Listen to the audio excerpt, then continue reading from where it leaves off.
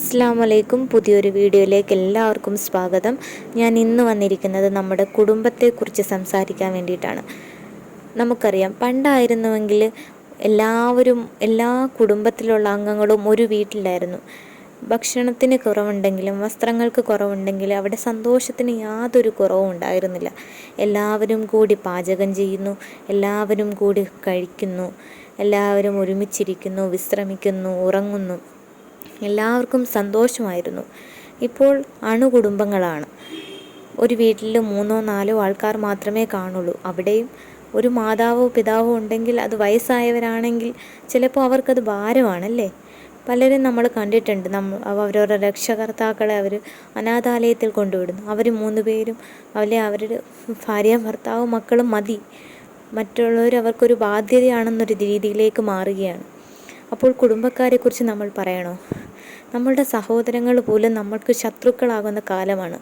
നമ്മളൊന്ന് ഉയർന്നു കഴിഞ്ഞാൽ നമ്മൾക്കെതിരായി വരാൻ വേണ്ടിയിട്ട് നമ്മളുടെ സഹോദരങ്ങൾ നിൽക്കുകയാണ്. നമ്മളും അവർക്കെതിരാണല്ലേ. ഒരിക്കലും മിണ്ടാതിരിക്കുന്ന ഒരു കുടുംബ ബന്ധം അല്ലെങ്കിൽ ഒരു സഹോദരനുമായിട്ടൊരു ബന്ധം പുനഃസ്ഥാപിക്കാൻ നമ്മൾ ശ്രമിക്കാറില്ല. നമ്മുടെ ഇസ്ലാമിൽ കുടുംബബന്ധം ചേർക്കുന്നതിന് വളരെ വലിയ പ്രാധാന്യമാണുള്ളത്. അതുപോലെ തന്നെ കുടുംബബന്ധം മുറിക്കുന്നവന് ശിക്ഷയും ഇസ്ലാമിൽ പറഞ്ഞിട്ടുണ്ട്.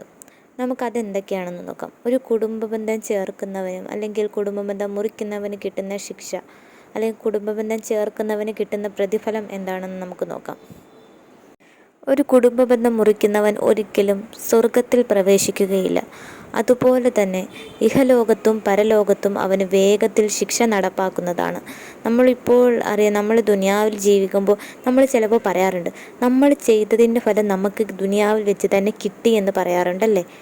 അപ്പോൾ നിങ്ങൾ ഓർക്കുക, ഒരു കുടുംബബന്ധം മുറിക്കുന്നവൻ ഈ ലോകത്തും പരലോകത്തും വേഗത്തിൽ ശിക്ഷ നടപ്പാകുന്നതാണ്. അതുപോലെ തന്നെ ഒരു കുടുംബബന്ധം ചേർക്കുന്നവന് ആയുസ്സിലും ഉപജീവനത്തിലും വിശാലതയുണ്ടാകുന്നതാണ്. ഇതിൻ്റെ ഒരു ആഴം നിങ്ങൾ മനസ്സിലാക്കേണ്ടതാണ്. നിങ്ങൾ ആരുമായിട്ടെങ്കിലും, നമ്മുടെ കുടുംബത്തിൽപ്പെട്ട ആരുമായിട്ടെങ്കിലും നിങ്ങൾ ഒരു പിണക്കത്തിലാണ് എങ്കിൽ, നിങ്ങൾ ഈ വീഡിയോ കണ്ടതിന് ശേഷം നിങ്ങളുടെ മനസ്സ് മാറുകയാണെങ്കിൽ, നാളെ നമ്മൾ മരിച്ചു കഴിഞ്ഞിട്ട് നമ്മൾ സ്വർഗത്തിൽ പ്രവേശിച്ചില്ല എങ്കിൽ, നമ്മൾ എത്ര അമലുകൾ ചെയ്തിട്ടും ഒരു കുടുംബബന്ധം മുറിച്ചതിൻ്റെ പേരിൽ നമ്മൾ നരകത്തിലേക്ക് പ്രവേശിക്കുകയാണെങ്കിൽ എന്ന് നമ്മൾ ചിന്തിച്ചുകൊണ്ട് ആ സഹോദരൻ്റെ അടുത്ത് പോയിട്ട് നമ്മൾ ചെയ്ത തെറ്റ് പുറത്തു തരണമെന്ന് പറഞ്ഞുകൊണ്ട് ആ ബന്ധത്തെ ചേർക്കുക.